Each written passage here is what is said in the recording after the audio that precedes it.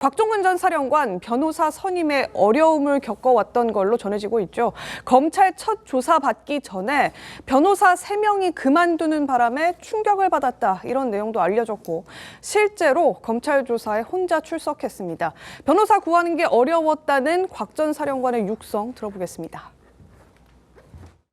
참 말도 꺼내기 조심스러운데 내가 솔직히 내가 지금 가진 게 한 개도 없다. 나중에 어려우면 좀 도와줘.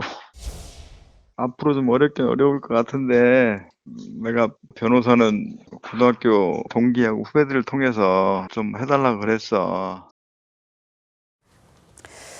네, 지금 이 때문에 이 12월 10일 박범계, 부승찬 민주당 의원들이 곽 전 사령관에게 변호사 선임을 도와주겠다 이런 약속을 했고 또 부승찬 의원이 실제로 변호사를 또 소개해서 선임을 하게끔 이렇게 소개를 해줬다 이런 소식도 알려져 왔었잖아요. 그런데 이 변호사가 결국에는 선임이 안 됐는데 제주 간첩단 사건을 맡았던 변호사라고 해서 또 논란이 되는 것 같아요. 이 사건이 사실 이제 그 곽종근 전 사령관의 어떤 증언 자체가 대통령에게는 굉장히 불리한 진술이잖아요.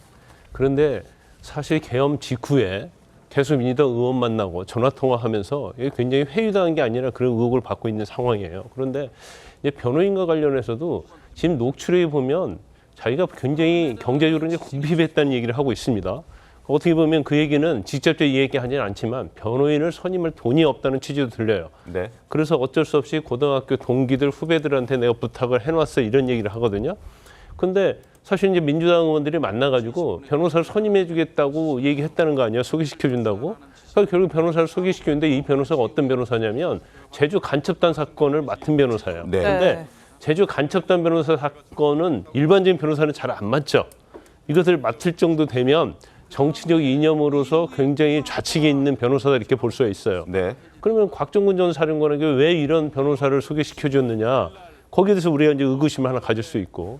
그래서 두 번째로 그럼 왜 이 변호사를 선임하지 않았느냐. 일단 변호사 측에서는 내란죄와 관련돼서 자기가 거절했다고 얘기를 하고 있지만 그 말은 쉽게 좀 이해가지 않는 좀 측면이 있죠. 경우에 따라서 제가 볼 때 이제 곽종근 전 사령관이 이 변호사를 보니까 전에 이제 간첩단 사건을 변호했던 변호인이니까 사실은 자기하고 맞지 않는다고 생각해서 거절할 가능성도 있어요. 그리고 이런 사건 자체는 사실은 이제 시간이 많이 걸리고 엄청 큰 사건이잖아요. 그러면 어느 정도 이제 변호사 선임비가 지불이 돼야 하는데 곽종근 전 사령관은 이제 경제적으로 어려운 측면도 좀 있고 그러다 보니까 뭐 사건도 너무 크고 또 이건 뭔가 이념적인 면이 들어간 사건이고 그다음에 경제인 부분도 있고 이러다 보니까 아마 변호사도 3명이나 사임하는 그거에 대해서 아마 본인도 충격을 받았을 가능성이 크다 이렇게 봅니다. 김기웅 대변인, 이게 공익제보를 하라, 공익제보자로 인정하도록 해주겠다. 당시에 이제 민주당에 이런 요청이 있었다고 알려지고 있는데 정작 이제 변호사를 선임해준 사람이 간첩단 사건을 변호했던 변호인이었다는 말이죠. 그럼 사실상 이 사건을 바라보는 시각이 어느 특정 한쪽으로 돼 있는 인사를 혹시 민주당에서 선임해 주려고 했던 것 아니냐 이런 의혹도 불거질 수 있을 것 같아요. 부승찬 의원 같은 경우는 본인도 몰랐다 그렇게 얘기를 하지만 어떤 사람한테 이제 변호인을 어떻게 보면 추천을 해주고 이렇게 얘기를 했을 때는 분명히 이유가 있을 거 아닙니까? 그냥 부승찬 의원이 변호사를 딱 한 명 하는 건 아니지 않습니까? 그렇다면 여러 명 중에 본인 입장에서는 뭔가 본인과 소통할 수 있는 소통이 가능한 사람을 저는 했을 거라고 보고 있고요. 무엇보다도 이제 간첩단 사건을 딱 맡았다고 했을 때 우리 변호사님께서 말씀하신 것처럼 그런 어떤 인상, 소위 말해서 아무래도 민주당 쪽과 관계를 할 수 있는 그런 사람이라는 걸 충분히 우리가 예측할 수 있기 때문에 이런 부분에 있어서는 민주당마저도 이 부분에 대해서는 부인하고 싶은 상황이기 때문에 부승찬 의원이 애써 그런 어떤 경력을 몰랐다, 이력을 몰랐다 이렇게 얘기하는 게 아닐까 싶습니다. 알겠습니다.